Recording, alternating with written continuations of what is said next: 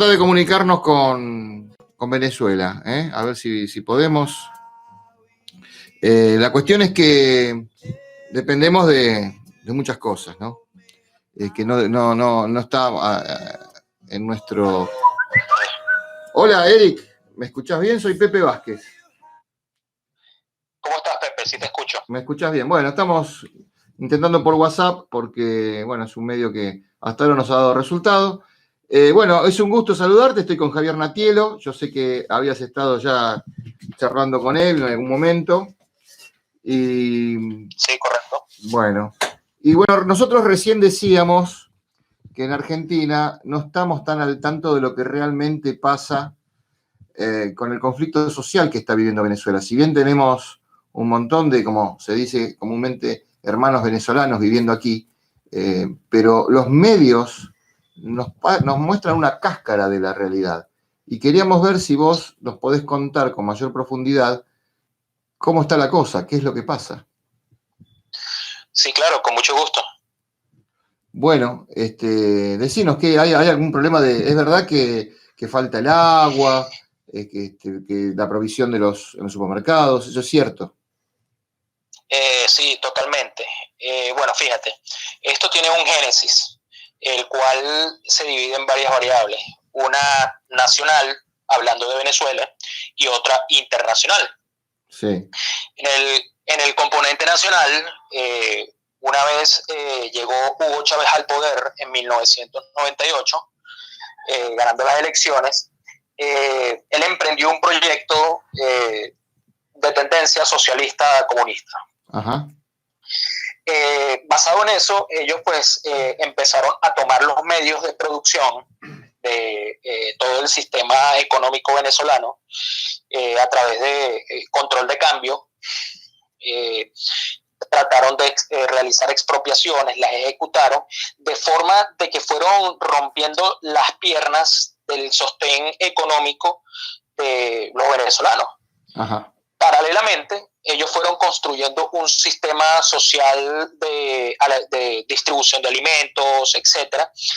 Algo así como que yo le comentaba a Javier, te rompo las piernas, pero te doy las muletas, entonces agradéceme. Claro, pasás a depender de ellos. De esa forma están estableciendo un control social. Claro, claro. Hoy en día, pues por supuesto, todo lo que maneja centralizado por el Estado, todas las instituciones, pues han decaído de tal forma que nos están llevando a un nivel de primitismo insólito. Estamos completamente muy atrasados con respecto al mundo. Prácticamente cada día dependiendo más del Estado, con la condición de que si no hacemos o seguimos las líneas o directrices del Estado, no se pueden haber afectado la forma de subsistencia que nosotros podemos tener. Claro. En este momento tenemos problemas pues, de salud increíbles, alimentos, agua potable, combustible, y la situación es tan dramática en nuestro país que el coronavirus, que en este momento es el impacto a nivel mundial, en poco a poco se ha ido dependiendo de las importaciones de combustible, pero en vista de la caída de los precios del petróleo, cada día ellos han tenido menos dinero para poder comprar los aditivos para realizar ese proceso de refinación. En este momento, pues, hay un racionamiento de combustible bastante fuerte y de hecho mientras en el mundo se está liberando o está tratando de arrancar un poco la economía con el tema del coronavirus, aquí se ha extendido por 30 días más, no por el coronavirus, que a pesar de no parece haber golpeado tanto a nuestro país hasta ahora, pero sí por la falta de combustible. Ajá, ajá.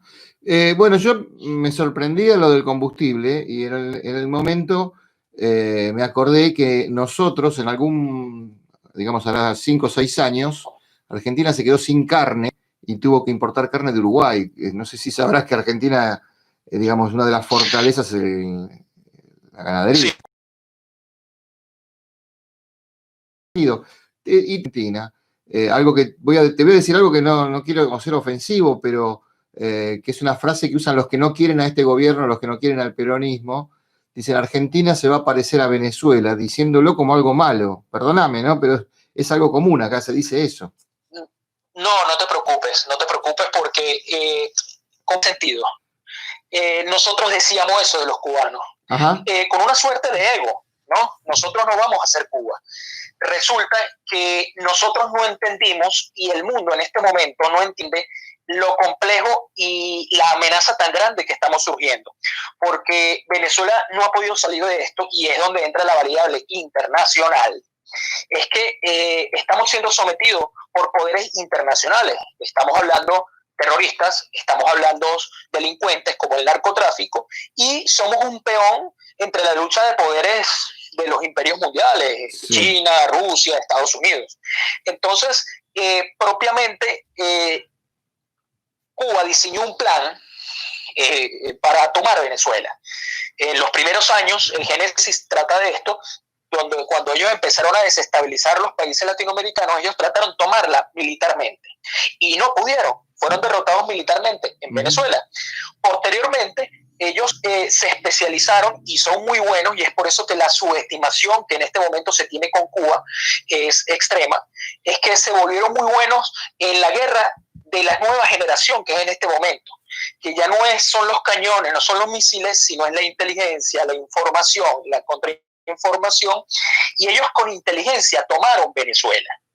Y una vez tomada Venezuela, aprovechan los recursos que ellos no tienen para, con su aparato de inteligencia y los recursos de Venezuela, desestabilizar los países latinoamericanos. Y hay una cosa que hay que entender: la libertad de Latinoamérica se está luchando en este momento en Venezuela, porque si se logra consolidar la tiranía en Venezuela, combinada con el aparato de inteligencia y de laboratorios de guerra cubanos, no va a haber gobierno en Latinoamérica democrático que pueda sostenerse, porque la mayoría en Latinoamérica no tiene las instituciones tan fuertes como para resistir ese embate. ¿Cómo estás, Eric? Te habla Javier. Un gusto, Gabriel. ¿Cómo estás? Yo te quería hacer 2 o 3 preguntas cortitas, muy puntuales, de cuestiones. Una es, ahora te escucho lo que comentabas recién y te iba a consultar también, pero lo dejaste muy claro. Una es, si es cierto que el régimen, por ejemplo, utiliza presos, digamos, de las unidades carcelarias, los libera para generar grupos de choque, por ejemplo, de guerra, de combate civil, porque hay gente que sigue resistiendo, autoconvocados de manera independiente, civil, que trata de resistir al régimen. Okay. ¿Eso es cierto? ¿Es así? Totalmente. De hecho, dentro de la estructura de dominación, aquí en Venezuela hay un híbrido. Empezó con algo y mutó, de acuerdo a las condiciones culturales y geográficas que tenemos nosotros. Por ejemplo, cuando en la Unión Soviética se instaló el comunismo, en Rusia como tal, ellos entablaron un sistema que lo llamaban los soviets, que son grupos de milicianos de las comunidades para controlar a sus propios ciudadanos. Lo mismo más o menos pasa en Cuba. Aquí en Venezuela la tiranía pues mutó en su sistema criminal, como se alió con el narcotráfico, se alió con el sistema de delincuentes y de pranes. Entonces ellos establecieron unas leyes en el cual eliminaban el porte de arma legal para el ciudadano de bien que pudiese defenderse, pero sin embargo los delincuentes tienen fácil acceso a armamento. Y no te estoy hablando de pistolas o cuchillos, te estoy hablando de que los delincuentes tienen fusiles de guerra AK-103, FAL, que era el fusil regular del ejército venezolano y fue descontinuado para entrar al AK-103, y esos FAL fueron entregados a estos delincuentes. De hecho, tienen M16, metralletas .50, no hace mucho, ahora hace 3-4 días, uno de los factores delictivos, los mafiosos que controlan la zona, se le volteó por temas de negocio tal vez a estos, y todavía hasta el día de hoy no han podido controlar el sector de la barriada, donde está por el amplio armamento que tiene, de 4, 5, 6 días continuo de disparo. Eso se ha replicado en diferentes zonas y es una forma de control social que tienen establecido aquí en el país para someter a la ciudadanía. Entonces, cada vez que la ciudadanía ha intentado o ha movilizado para ir por la dictadura, pues entonces salen estos delincuentes sin control a imponer el terror como medidas terroristas, y por supuesto la ciudadanía desarmada se tiene que replegar. Tremendo, tremendo. Y te hago otra consulta también que me preocupa bastante, porque eso creo que ya está pasando acá, y vos lo comentabas previamente hablando sobre Cuba. Hay un rumor bastante fuerte sobre los médicos cubanos que han llegado a la Argentina, que no serían médicos, que serían más bien personal de inteligencia. Y tiene que ver con lo que vos comentabas. ¿Ustedes han vivido un proceso así, que haya llegado personal sanitario o algún personal de asistencia y que haya resultado en justamente en otra cosa, en inteligencia? Porque acá se descubrió Sí. que los médicos estos no tenían el título justamente de médico. Sí. ¿Qué pasa? En Cuba en este momento, en el momento de ellos estar exportando su desestabilización a los países latinoamericanos, voy a ir un poquito más atrás. Vamos a ir con el génesis porque llegó a esto para que ustedes lo puedan comparar de repente lo que pueda suceder con su país. Sí, correcto. Hugo Chávez llegó al poder y resulta que se dio cuenta que no podía instaurar la dictadura que ellos, socialista, que ellos pretendían a la fuerza, por la cultura democrática que tenía como tal el venezolano. Él trató de avanzar en su sistema comunista y, bueno, fue derrocado por 48 horas. Resulta que, bueno, por X factores que en este momento no voy a comentar porque es un tema largo, él logró regresar al poder y él se dio cuenta que no podía contar con la estructura de las Fuerzas Armadas y que no podía contar con la estructura que ellos tenían de venezolana para implementar ese control social sobre Venezuela y sobre la población. Sí. Entonces, ellos llegaron a los acuerdos con Cuba y, bueno, vinieron la camada de médicos cubanos, maestros, unos cuantos sí, y enfermeros, unos cuantos sí eran médicos, bien o mal preparados, pero lo eran. Pero entre eso, ellos infiltraban organismos de inteligencia para hacer análisis del esquema social que tiene Venezuela y ellos armar pues su estructura o su estrategia de control sobre la ciudadanía. Bueno, la verdad que me da un miedo todo lo que me contás porque nosotros vemos el huevo de la serpiente acá, ¿no? Todavía no hemos llegado a ese estadio, pero hay síntomas parecidos.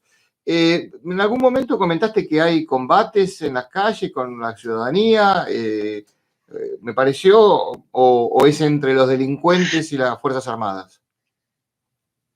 Bueno, en el caso específico de, por ejemplo, del barrio 23 de enero, que es un barrio de 1 millón de personas en Caracas, claro, sí. Es algo muy parecido a las favelas de Brasil, sí. ¿no? Está dividido por ciertos sectores y cada sector está controlado por algo llamado que llaman pranes. Son como jefes, son los jefes que controlan el sector, controlan la droga y toda la cuestión.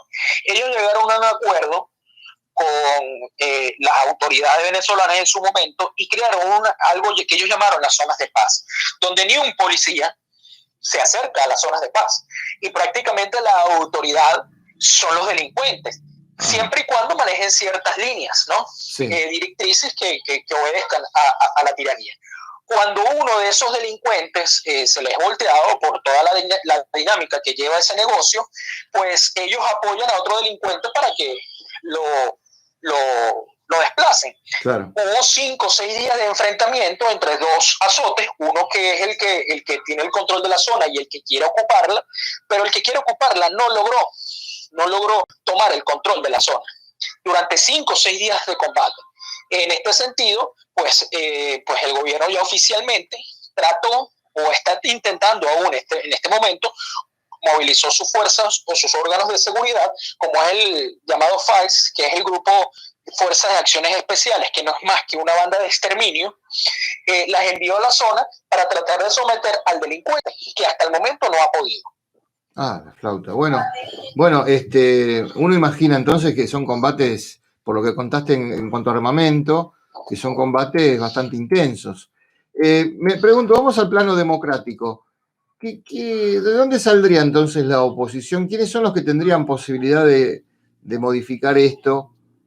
Porque la verdad que a lo que nosotros nos llega es que son bastante volátiles los personajes políticos que aparecen, tienen un periodo de conocimiento y después desaparecen. Bueno, ¿cómo está la cosa a nivel democrático? ¿Hay alguna fuerza que se pueda oponer con posibilidades? ¿Hay autoconvocados? Contanos un poco de eso. Ok, fíjate, esto que te voy a explicar, te lo voy a llevar porque es más o menos un mecanismo que lo utilizan al pie de la letra en los países que quieren desestabilizar, para que ustedes estén alerta. Después, eso lo van modificando de acuerdo a las culturas propias de cada país, ¿no? Ellos aplican una máxima, la máxima de Lenin. O sea, vamos a construir nuestra propia oposición antes de que la verdadera se organice. Bien. Entonces, por ejemplo, el sistema electoralista que Hugo Chávez llevó durante tantos años hizo que se inyectara mucho dinero a los sectores políticos. Todos sabemos que para una campaña electoral tú necesitas dinero, y para una campaña electoral en una alcaldía, en una gobernación, en una provincia, pues necesitas mucho dinero, y parte de esos dineros venían propiamente de la dictadura. Les decían, hazte pasar de oposición, sí. Insúltame si quieres, yo te insulto también, y bueno, así subes de relevancia, pero tú no puedes pasar estos límites.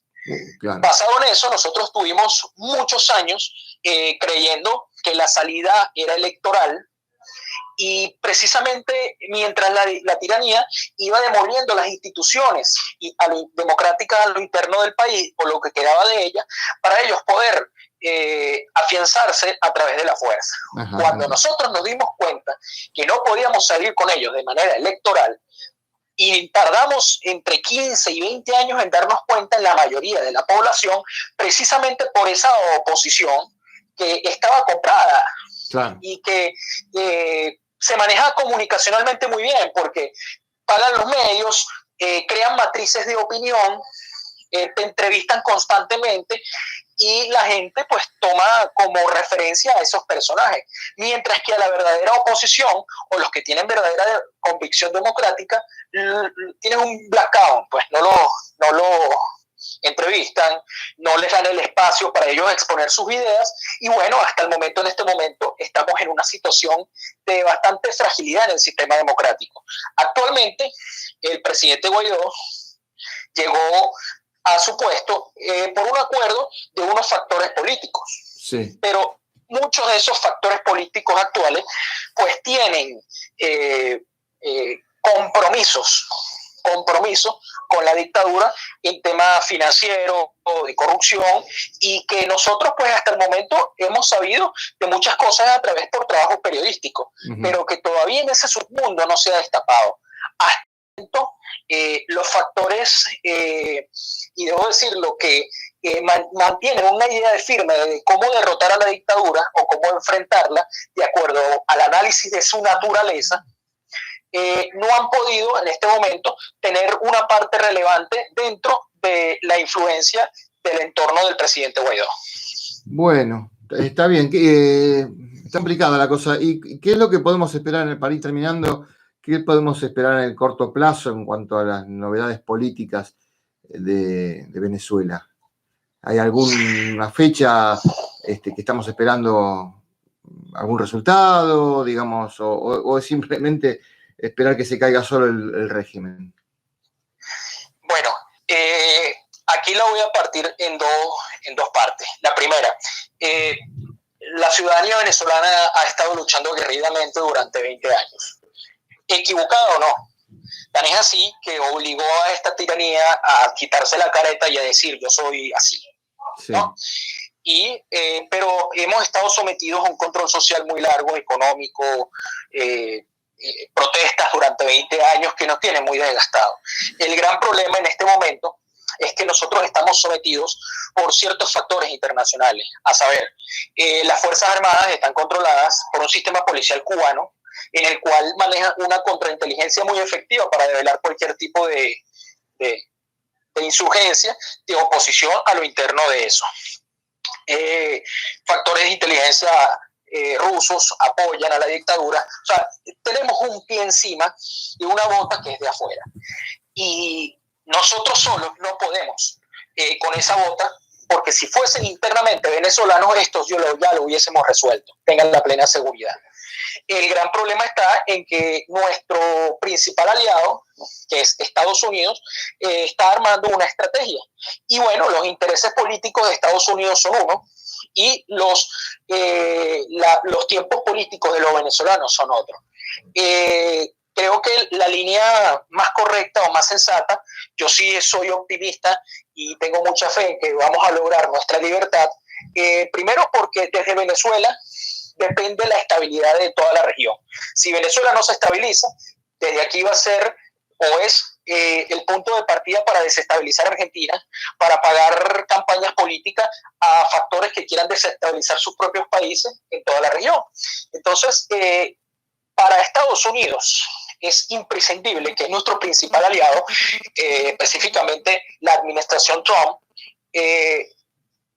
lograr que Venezuela regrese al hilo democrático, para tratar de calmar un poco la desestabilización que está causando en su país, porque ya que nos estamos nosotros convirtiendo en una cabeza de playa, donde llega Hezbollah, por decir algo, donde tienen Irán, manda sus unidades terroristas, desde donde pueden recoger recursos para sus actividades, etcétera, desde donde la guerrilla colombiana prácticamente ha borrado la línea de la frontera y pasa a través de esa frontera y controlan porciones de ambos países, de Colombia y Venezuela, y donde pues envían droga, tienen el tráfico de oro, etcétera, etcétera. Entonces, esto es un tema muy complejo y que yo tengo la convicción de que hay determinación en el gobierno de Estados Unidos de establecer un plan conjuntamente con los factores que aún quedan democráticos en Venezuela para poder solucionar este problema. Pero vos me decís una invasión de Estados Unidos. ¿Estás hablando de eso? Tiene que haber algún tipo de ayuda.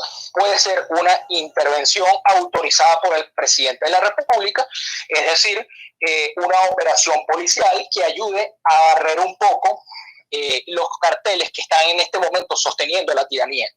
Porque se ha querido vender la matriz de que hay una invasión, que se necesita una invasión. No. O sea, nosotros ya hay un gobierno legítimo, que es el gobierno del presidente, bien o mal, esté haciéndolo bien o mal, es el presidente que está siendo reconocido por nuestro principal aliado, y él fácilmente puede coordinar las ayudas, como ocurrió con el Plan Colombia, donde Colombia firmó un acuerdo donde Estados Unidos prestó el apoyo militar para derrotar a la guerrilla y aparte del narcotráfico en Colombia. Bueno, entendido. Javier. Bueno, Eric, veo que he explicado el tema. Yo creo que los tiempos ya...